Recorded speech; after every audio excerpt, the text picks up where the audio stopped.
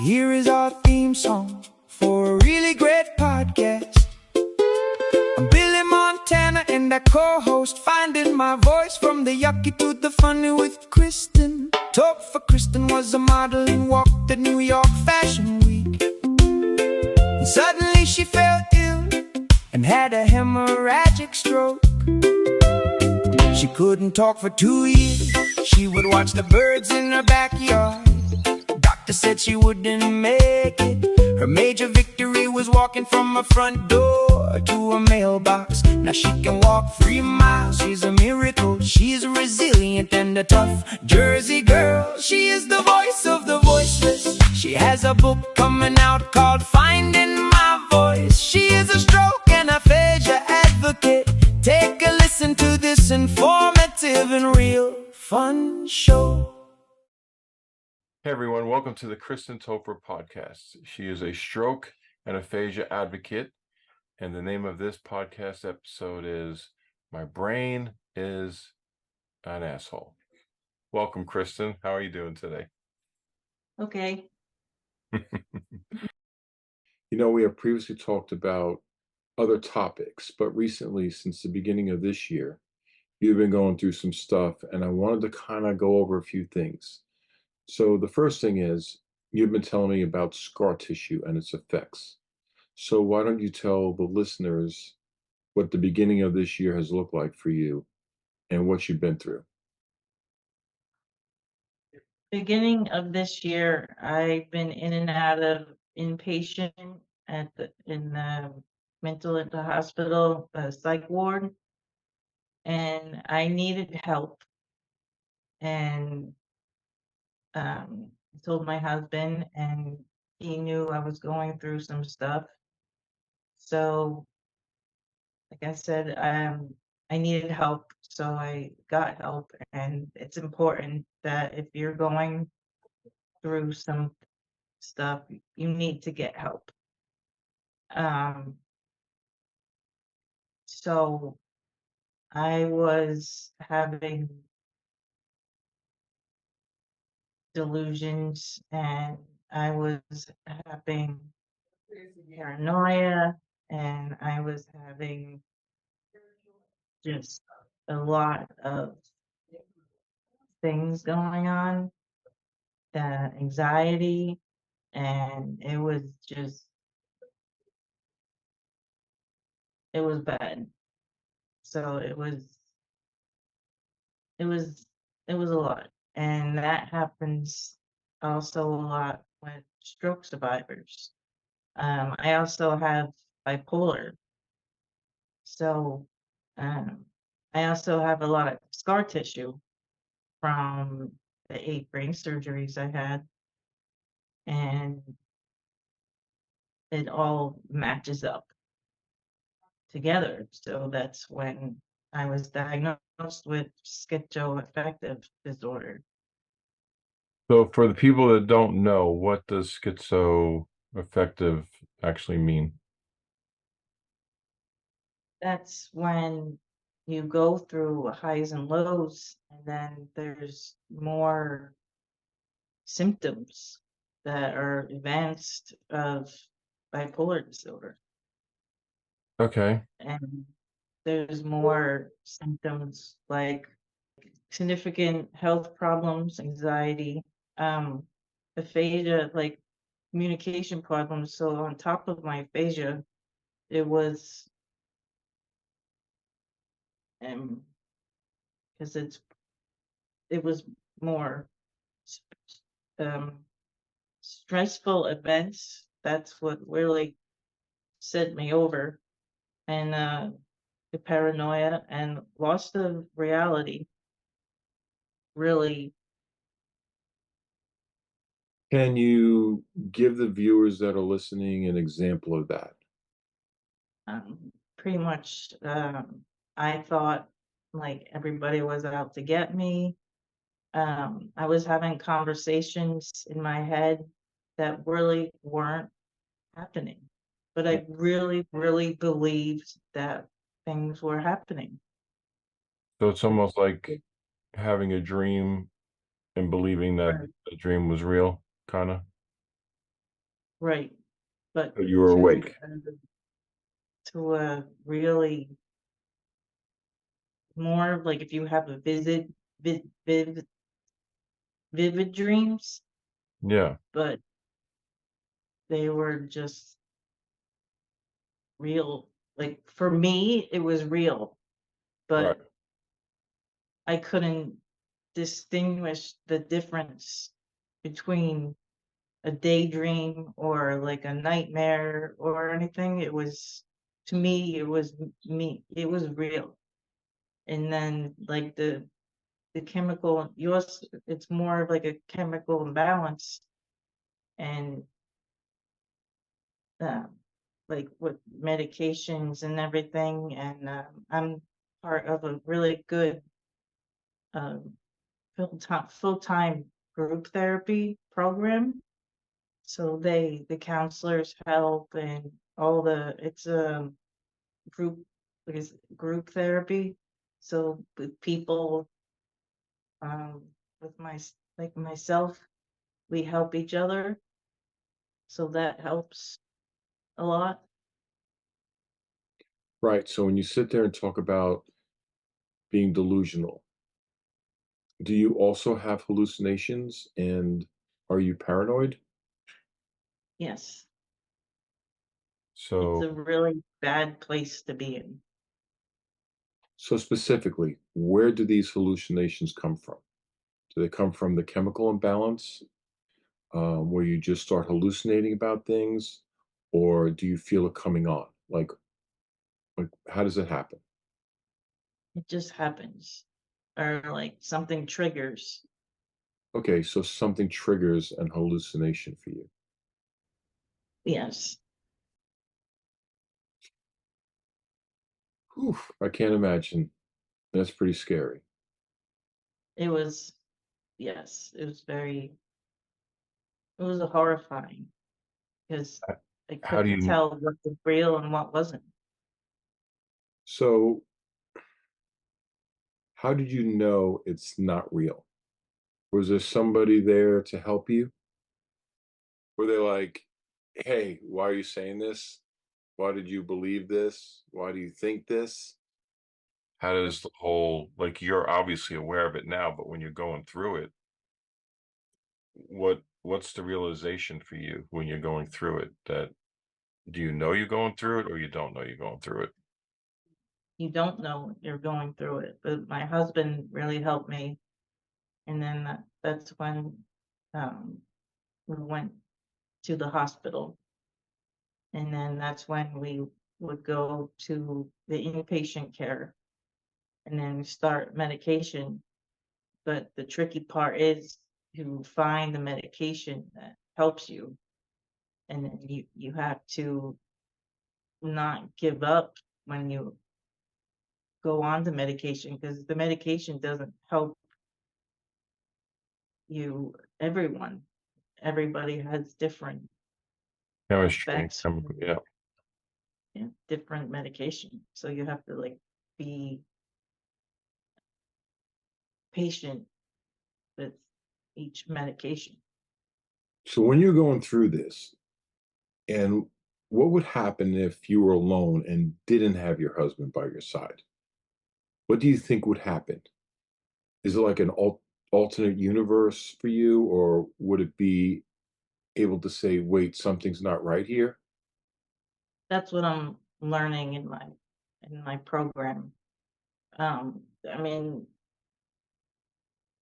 for real, say for real, but I mean, honestly, um I called the cops a couple times because I was afraid.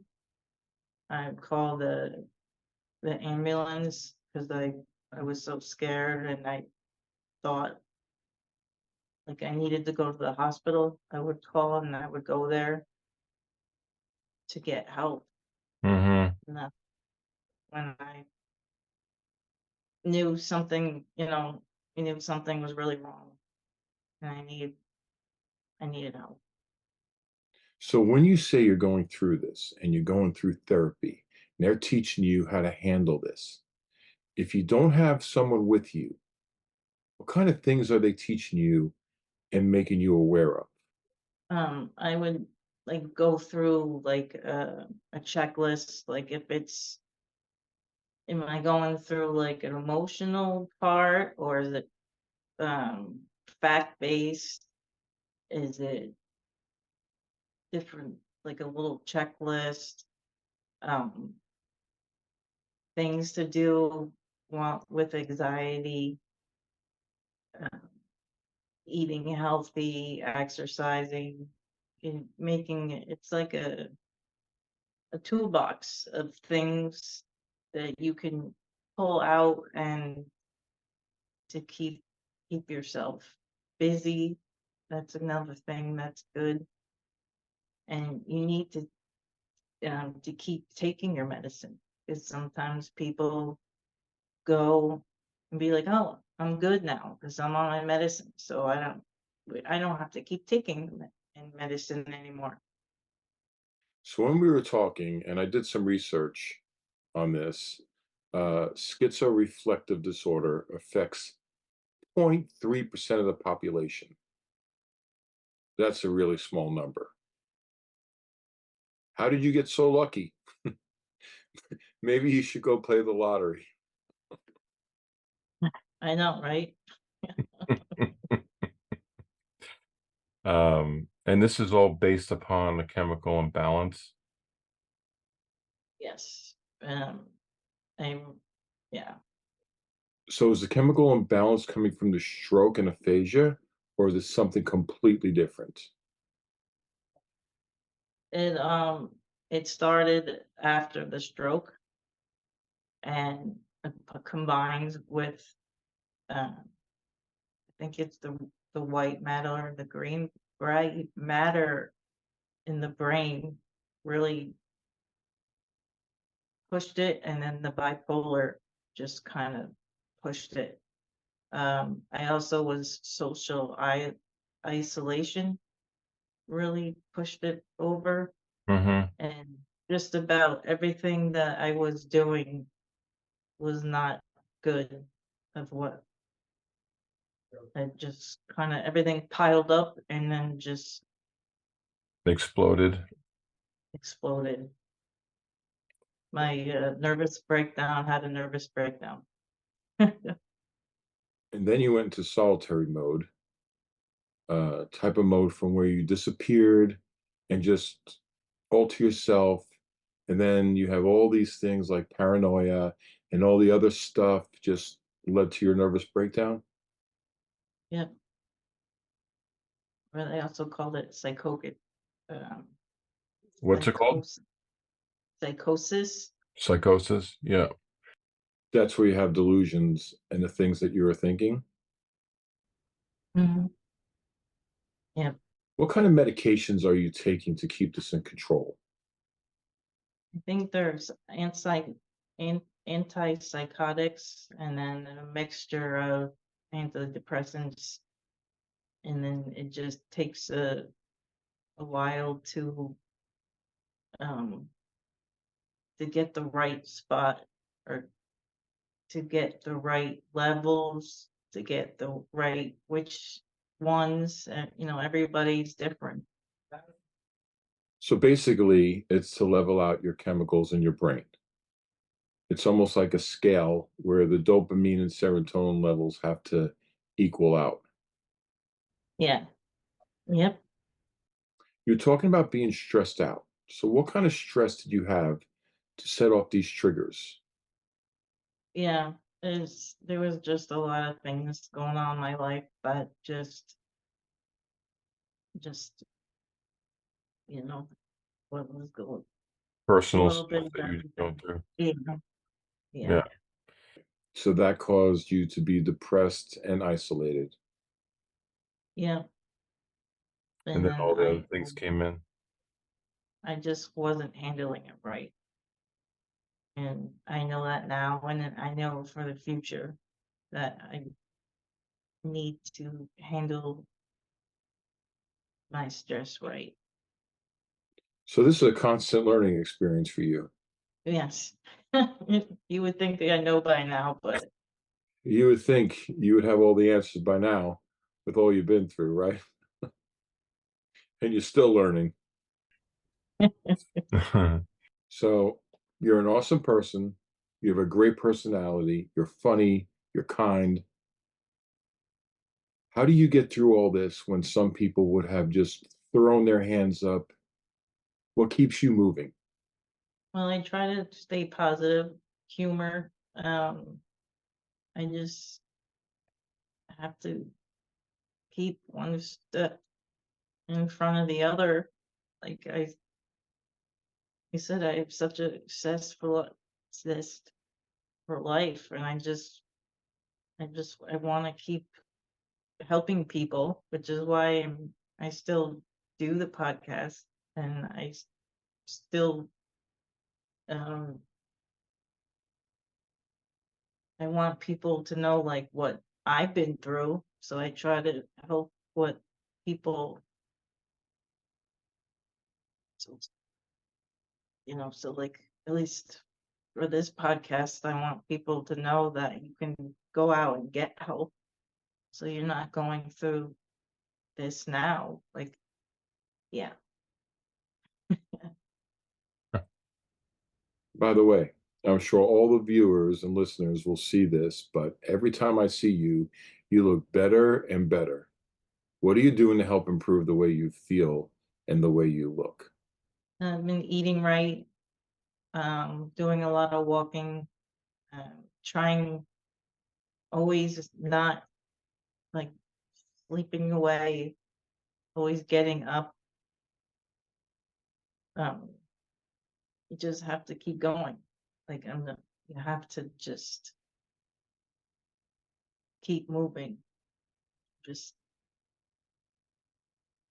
I have to try to not just sit around. I have to keep, yeah. Okay, so what happens on bad days? When you're sad, how do you motivate yourself to get up when you really don't want to? When I don't want to get up, I force myself. I just sit there. I'll get up, like put my get up, but I won't stand up. But I still have to get up. I get up out of bed, then I'll go to the couch, so I'm not in the bed. Right. Go for a walk or try to just you just first you have to get out of bed. That's the first thing. But if you go at least to go onto the couch and then try to take it from there. But as long as you're out of bed, that's the first step. Even if you just have to go get the mail, or if you have to get dressed, or take a shower, or do something, you have to try to take baby steps. I have a question for you. When we talked the last time, you said you have bipolar 1. Yes. Tell the audience what bipolar 1 means. Um,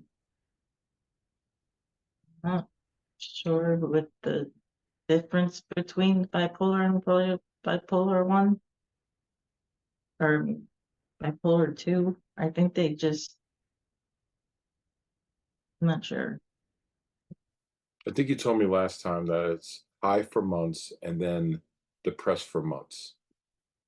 Um, I can go months with all the highs, or sometimes I have the months with the lows, or it's not just a flick of the switch.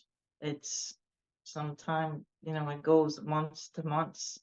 You don't just stand there with someone sometimes and just be like, hey, and then bye, with different moods.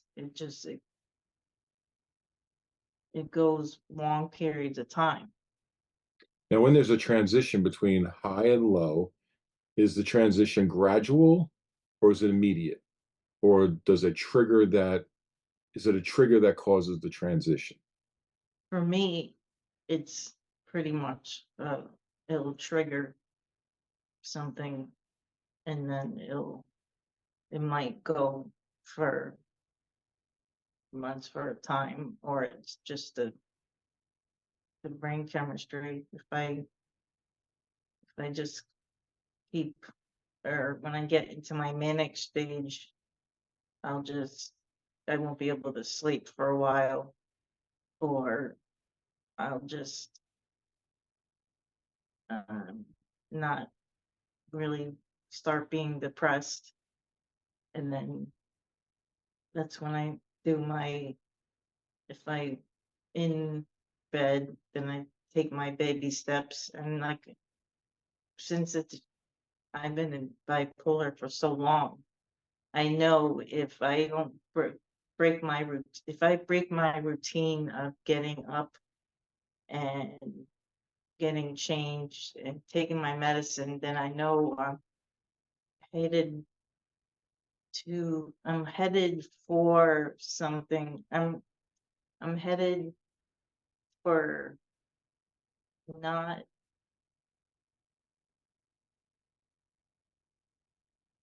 I have I have my routine, so I have to make sure if I start breaking my routine, then I know that I'm getting more depressed. I'm headed for. What are some episodes that trigger hallucinations? It's not like a trip. It's not like on drugs or anything. It's like I'm not on drugs, so it's not like the movies, and it's not like things you see on TV. For me, anyway, this is all about my personal experience. It's not like everybody's different. So if I hallucinate, I'm hallucinating like people outside, or people talking about me when they probably aren't. They are, or they aren't. Or I would ask them and they weren't, or they're not out there, or it's just. And then when you have a delusion, they're not the whole situation isn't really happening. Okay, so just to kind of give an example to the listeners out there, would it be like your husband is sitting in the same room with you and you ask him, "Did you just ask me to go to dinner?" And then he says, "No." Exactly. Right. I'm sure it's very confusing, almost like a voice in your head. What's yeah, What's real or not? exactly. Or I would say yes, and then I'll come back and be like, "Are you ready to go?" And they'd be like, "What are you talking about?" Be like, "We're going out to dinner." It's like, "But I didn't say anything about it." I'm like, "Yeah, you did." What is some advice you can give other people? I would definitely tell your family you want them to have family support, definitely your loved ones, and you want them to let them help you. Um, like I said, I'm very grateful that my husband helps me and understands what I'm going through. Right. Because not everyone is going to have a supportive family like yours. So communication is very important. Have you had incidences where someone loses patience with you? And what's the best way for you to communicate to people? look, you don't need to yell at me. You don't need to be impatient. You don't need to jump at me. I'm experiencing this. I wish I wasn't experiencing this, but I am. So the best way to handle me is blah, blah, blah. And just, step away, commonly, and then just check of the situation, and then go back and reassess the situation of what's Right. going on. Do you let people know how to handle you? Do you have boundaries where you say this is acceptable and this is not acceptable, or this is the best way to handle me? Yeah, that's pretty much what you said. Yeah. So it's an important thing in trying to get people in recoveries to understand the stuff that's happening to you in your brain. And that's why you titled this episode, My Brain is an Asshole. Yes. So why do you think your brain is an asshole? Because it controls everything. Keeps messing with you? I don't like it. But your brain is doing good. I mean, look how far you have come. You have what? Spent 2 years just in your own backyard looking at birds and you couldn't talk? Yep. So I still love my bird. Yeah, I think maybe your brain is getting a lot better. so physically, I want to talk about physically. How are you physically? You look good physically. So it's like all your other like your health, like as far as like your heart and your like cholesterol and all these other things like your kidneys and your liver, like all that stuff is good, right? Still have high blood pressure. Okay. Cholesterol is okay. My right side of my body is still numb, Mm-hmm. so it still affects a lot what I can do. Right. Uh, if I can't do math or numbers can't very hard for me. Did you get banned from Amazon yet?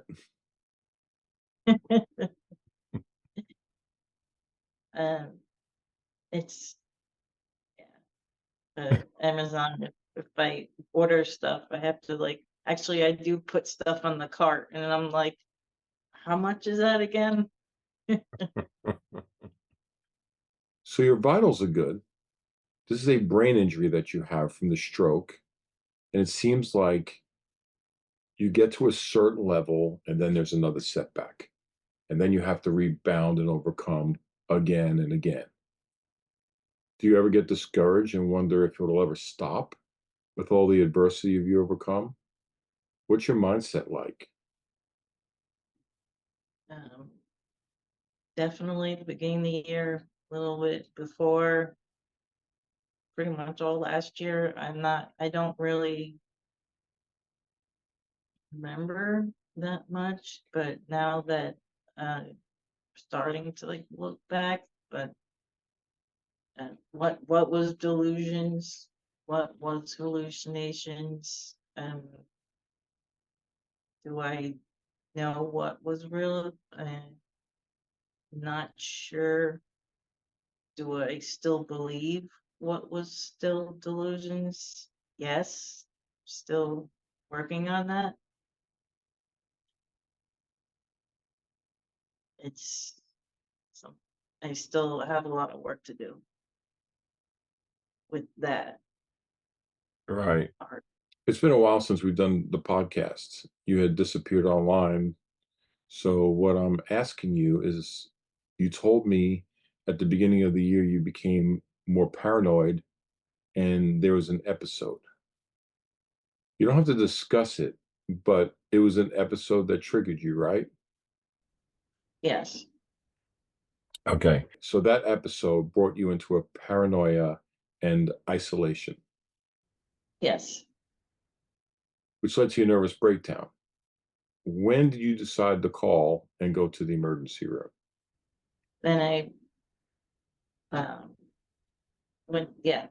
went to the emergency room, went into the hospital, came back out, went back to the emergency room, and then I went to inpatient, and then we started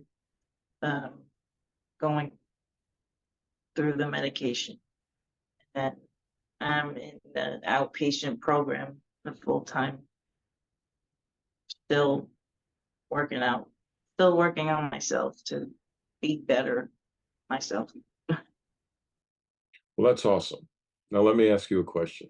Now, there are meds and therapy involved. What is more important to you? The meds or therapy? Or do they work hand in hand? It's hard. I guess the medicine, because that's 24 hours. Mm-hmm. What does a therapist do to get you through this? I guess that's what I'm working on, and the good group therapy helps too when you're talking about your issues in the group, because then you also hear from other people that, hey, I'm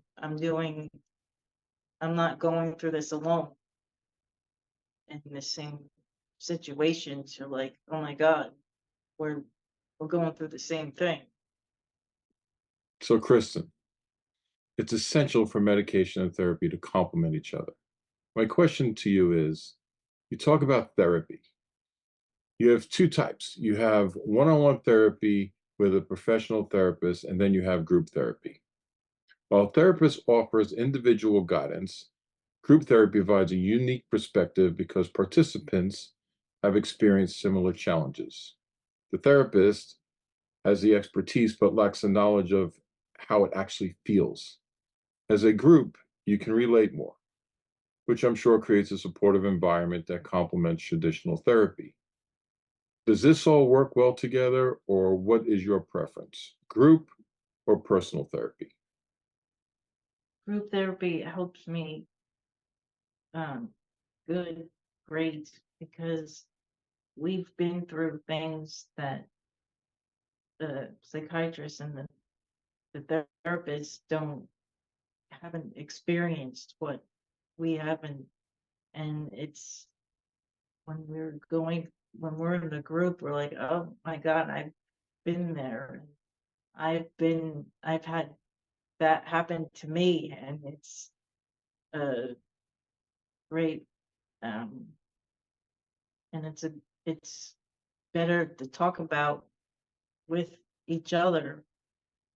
Um, it's just, it's, I think it's better with group therapy, from my opinion, that it's, Rather than saying, okay, I thought it was only me, so now you get to feel like, oh, okay. It's also a kind of way of making you feel a little bit more normal, right? yes, Yeah. yes. So when it comes to the anxiety that you feel, where does that anxiety originate from? What kind of feeling is it?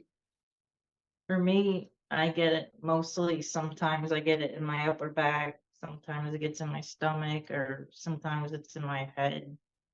Um, Anxiety actually also messes with your vision.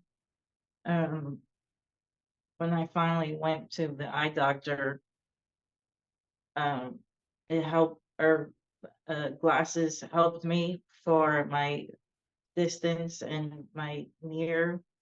It also, I had um, blood pressure in my eye was high too. I almost had to get drops. And it turned out that anxiety messes with your vision too. Oh, wow. So when you say vision, is there pain involved within your eye, or is it just more like your eyesight is blurry? Um, just for me, it wasn't um, painful, but I thought it was just maybe for my age, or medicine. Sometimes medicine can mess with your vision, but when I finally went to the eye doctor, they said that anxiety can mess with your vision as well. Oh, wow, I didn't know that. So I'm sure other people will be glad to hear that as well. So, Kristen, to wrap this podcast up, what advice do you have for people out there? Maybe something similar to you. I I want everyone to know that there is help out there, and I want people to know that you're not alone. And just like when I always do, I tell people my truth, and I want people to know that, yeah, that there's you're not alone, and there's people like me. And it doesn't matter if your race or age or everything. It affects everybody. It it could be your neighbor, it could be your family member, it could be your teacher, it could be a coworker, it could be anybody. It just it doesn't discriminate. Yes, it's crucial for people out there to seek support, especially during challenging episodes like depression. Even if it's not directly related to a stroke, you might be experiencing certain emotions without fully understanding why. If you're going through anything, please consider reaching out to someone for help. We've compiled a resources page on Kristen's website. It's KristenToepfer.com. You can find the link below and visit the resources page to connect with someone who can assist you with whatever you're going through. So, in closing, Kristen, is there anything else you'd like to tell your viewers before we wrap this podcast up today? Live, live every day like your last. Like, go out there, be do it, do what you want, be